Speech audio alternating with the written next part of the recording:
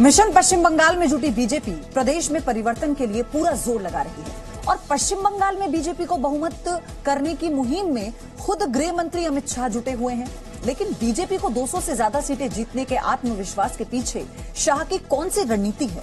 बंगाल में परिवर्तन के लिए बीजेपी ने कौन सा रोड मैप तैयार किया है?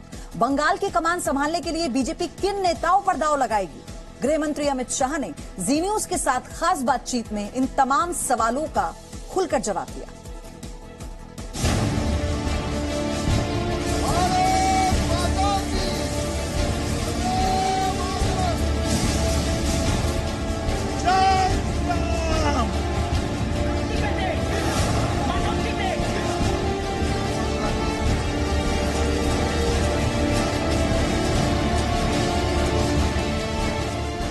बंगाल में कमल खिलाने की मिशन में जुटे अमित शाह ने पश्चिम बंगाल के दौरे में ममता बनर्जी की विफलताएं गिनाई, बीजेपी के मिशन 200 प्लस की रूपरेखा बताई और बंगाल में बड़े परिवर्तन की हुंकार भरी। लेकिन शाह के मिशन बंगाल का ये रोड मैप है क्या? आखिर किस फॉर्मूले के साथ शाह पश्चिम बंगाल में ममता बनर्जी के किले को ध्वस्त करना चाहते हैं? जी न्यूज पर अमित शाह ने बीजेपी के मिशन बंगाल का पूरा प्लान रखा। सबसे पहले सुनिए, बंगाल में बीजेपी ने अगर 200 से ज्यादा सीटें जीतने का लक्ष्य रखा है तो उसका आधार क्या है? आपकी कितनी सीटें आ जाएंगी तो you will be a very satisfied man? बस 200 से ज्यादा आएगी। 200? लेकिन आपको लगता है? हाँ, 200 से ज्यादा सीट आएगी तो हमारा परफॉर्मेंस बहुत अच्छा माना जाएगा। मोदी जी के जो एफर्मेटिव प्रयास है, इसके साथ चट्टान की तरह बंगाल की जनता खड़ी है। बंगाल के राजनीतिक इतिहास के पन्नों को पलटें तो कम्युनिस्टों का लंबा शासन है, कांग्रेस की विरासत है, जिससे निकलकर ममता बनर्जी ने तृणमूल कांग्रेस को खड़ा किया और 10 साल से बंगाल में राज कर रही है। वहीं बीजेपी बंगाल में सबसे नई लेकिन ताबड़तोड़ बल्लेबाजी कर रही खिलाड़ी और अमित शाह का आत्मविश्वास बीजेपी के वोटरों की एकजुटता बढ़ा रही है। जब एंटी ममता वोट में डिवीजन होता था तो ज्यादा ही पार्टियां होने से ममता जी को फायदा होता था। अब एंटी बीजेपी वोट में डिवीजन होगा, ऐसा मेरा स्पष्ट एनालिसिस है। तो जितने भी एंगल बढ़ेंगे हमारा विक्ट्री का मार्जिन उतना बड़ा होगा। बंगाल में हिंसा एक बड़ा राजनीतिक मुद्दा बन चुकी है। बीजेपी भी अपने कार्यकर्ताओं की हत्या का मुद्दा हर मंच से उठा रही है।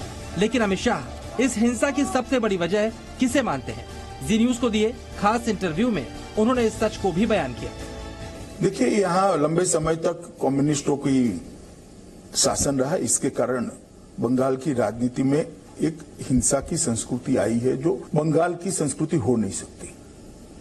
मगर मुझे भरोसा है कि इस बार जो परिवर्तन होगा, इसके बाद हिंसा की राजनीति में हिंसा की जो संस्कृति, राजनीतिक हिंसा की संस्कृति, इनका हम पूर्ण तरीके से उन्मूलन कर पाएंगे। सवाल ये भी उठे, क्या पश्चिम बंगाल में राजनीतिक हिंसा बीजेपी के अभियान के लिए घातक साबित होगी? गृह मंत्री अमित शाह का जवाब हिंसा करने वालों के लिए बड़ी चेतावनी था। इतनी बड़ी मात्रा में जनाक्रोश है, इतनी बड़ी मात्रा में परिवर्तन की आकांक्षा है कि गुंडे भी डरेंगे हिंसा करते हुए। जय श्री राम! पश्चिम बंगाल में जय श्री राम भी एक बड़ा मुद्दा बन गया है। इसी के साथ बीजेपी ने तुष्टीकरण को भी बड़ा मुद्दा बनाया है। सुनिए, बंगाल में जय श्री राम के विरोध पर शाह ने किस तरह ममता बनर्जी को घेरा। जय श्री राम बंगाल में कोई धार्मिक नारा नहीं है। जय श्री राम बंगाल के अंदर तुष्टीकरण की पॉलिटिक्स के खिलाफ आक्रोश है। एक नारा वंदे मातरम, जो एक जमाने में अंग्रेजों की खिलाफत के लिए था, आज वंदे मातरम देशभक्ति को प्रदर्शित कर कर युवाओं को भारत को मजबूत करने के यात्रा में जोड़ने के लिए है। तो उनको मालूम नहीं है, नारा कभी नेता नहीं लगा सकते, नारा जनता लगाती है। लेकिन सवाल उठता है कि बीजेपी के लिए बंगाल इतना महत्वपूर्ण क्यों है और खुद प्रधानमंत्री नरेंद्र मोदी बंगाल को लेकर चिंतित हैं, तो इसकी वजह भी अमित शाह ने बताई। और बंगाल की जिस प्रकार की परिस्थिति है, मोदी जी छोड़िए, कोई भी प्रधानमंत्री को चिंता होना बड़ा स्वाभाविक है कि बंगाल की चिंता सिर्फ बंगाल की नहीं है, देश की सीमाएं बंगाल के पास है। कई सारे देश बंगाल को सटे हुए हैं।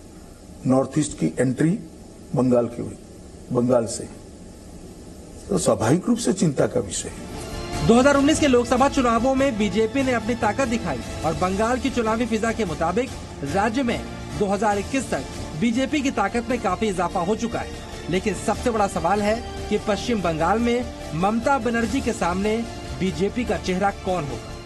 क्या ऐसे बंगाल की रचना ममता दीदी करना चाहती है जहां देश से कोई आ ही ना पाए? बाहरी बाहरी बाहरी।